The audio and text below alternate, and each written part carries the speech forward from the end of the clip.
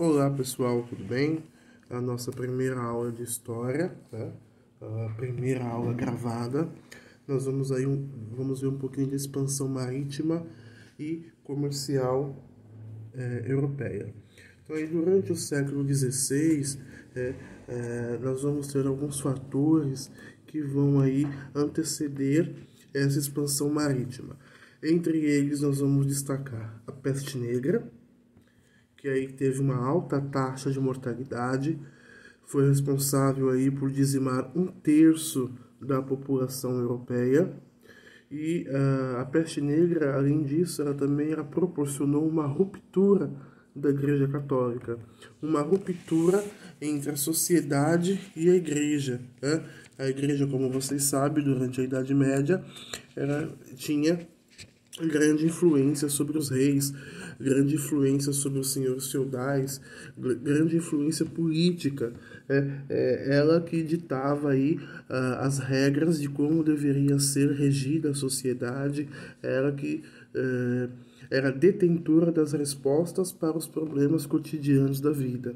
Então a peste negra vai deixar aí, ela vai causar, além das mortes, né, ela vai deixar também uma ruptura, ela vai deixar aí uma mancha religiosa, né, onde as pessoas começam a questionar-se, porque a princípio a peste negra foi dada como um castigo de Deus.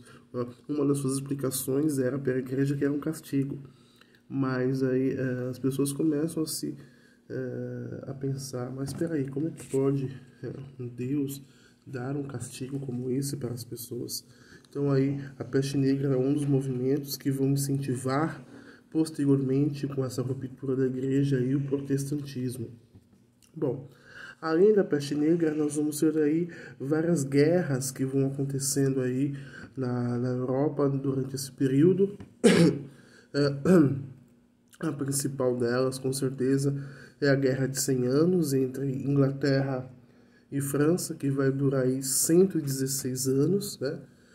Chamada como Guerra dos 100 Anos, onde nós vamos ter uma devastação muito grande de plantações, de áreas agrícolas. Nós vamos ter aí uma mortalidade por conta da guerra aí de muitos trabalhadores, né? Esses trabalhadores eram obrigados a sair do campo para ir para o campo de batalha. Ela vai aí arrasar diversas plantações, ela vai aí contribuir para a falta da mão de obra aí no trabalho do campo, e como consequência nós teremos a fome.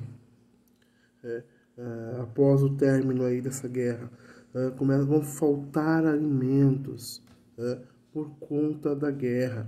Além da guerra, da peste, a questão climática também vem auxiliar para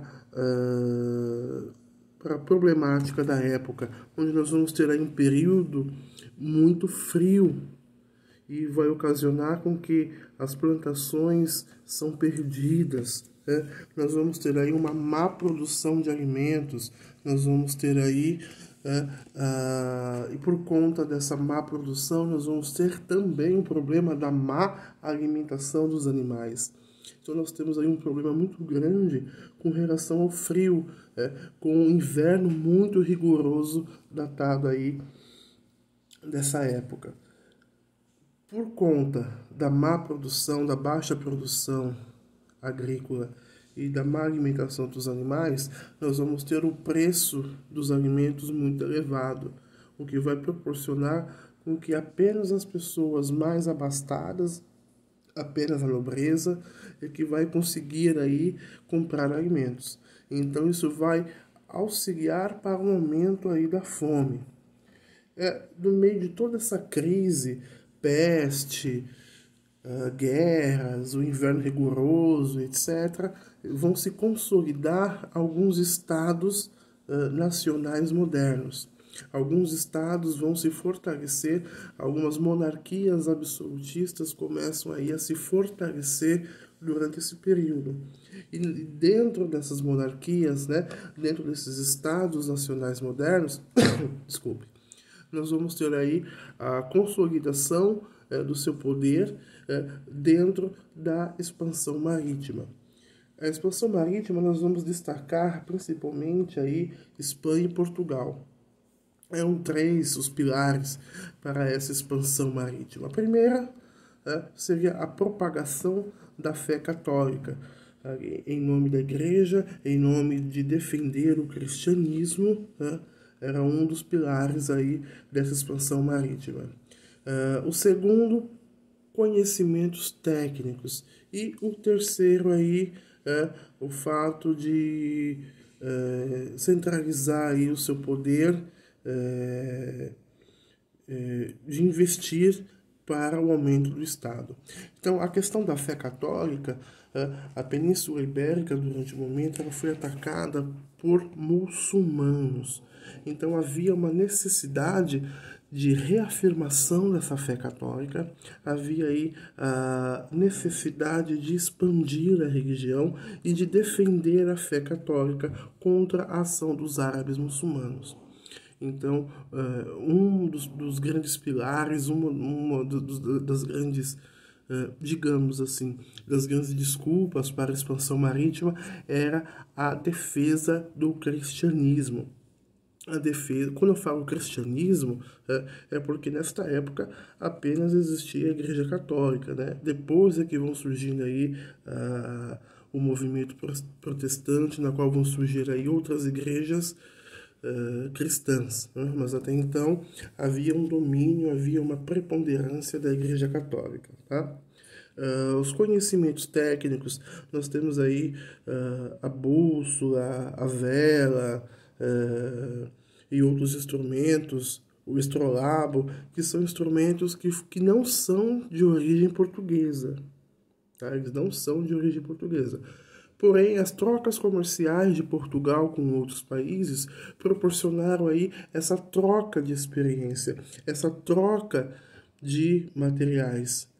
E Portugal vai utilizar esses conhecimentos adquiridos aí por essas trocas comerciais, por essas trocas culturais, né? Ele vai se apropriar aí desses conhecimentos para ter o seu processo de expansão marítima, o seu processo aí de expansão do território português.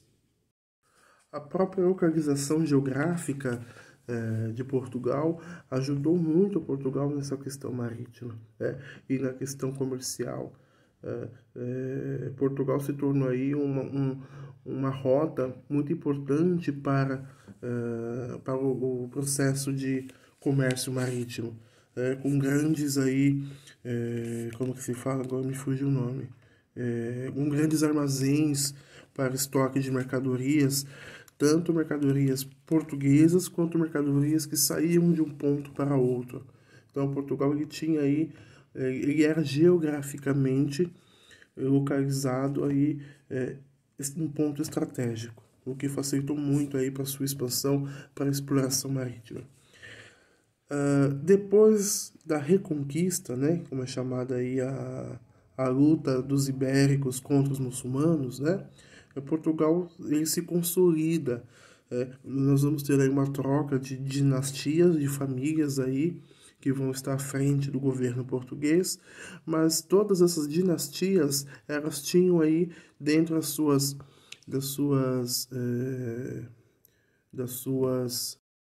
ações fortalecer o comércio marítimo, fortalecer aí a expansão marítima. Nós vamos ter aí na dinastia de Avis, por conta desse comércio marítimo, por conta dessa expansão marítima, nós vamos ter aí grandes conquistas no território africano, né?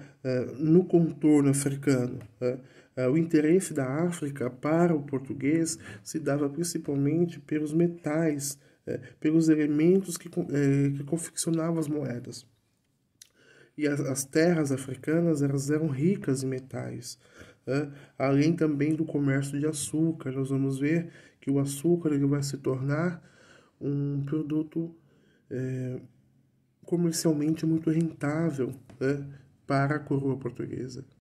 Então, além da conquista aí de territórios africanos, por conta aí de interesse nas suas terras, havia também o interesse do comércio de escravos, na qual Portugal vai se tornar aí o maior comerciante de escravos. E o comércio com a Índia era extremamente importante para Portugal. Então, ele vai ali contornando aí a África, ele vai conquistando territórios africanos, né, fazendo o contorno até chegar aí a Calicut, na Índia. E na busca aí dessa rota marítima para o Oriente quando alguns historiadores defendem quando Pedro Álvares Cabral aí chega então aí ao Brasil em busca de novas rotas mais eficazes para chegar à Índia.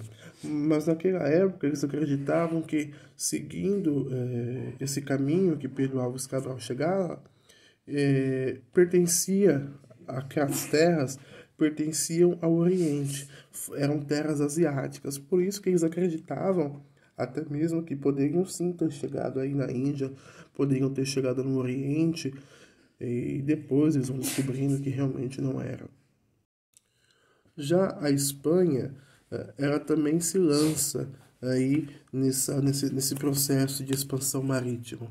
A Espanha também, como um reino católico, né, ele também se coloca aí nesse processo de propagação da fé católica, de propagação aí em defesa do cristianismo, né, aí em combate aí aos árabes muçulmanos, né, em defesa da fé. Ele também se lança aí nessa expansão, nessa expansão marítima. Então nós vimos que a Espanha, a monarquia católica, ela acumula a capital, ela tem aí uma riqueza muito grande e ela começa então a empreender no comércio marítimo. E nesse comércio marítimo, nós vamos ter aí uma figura muito importante, que é a figura de Cristóvão Colombo, onde Cristóvão Colombo ele chega aí na América, e vocês veem aqui na página 627 que ele vai chegar na América Central. Nós temos as etapas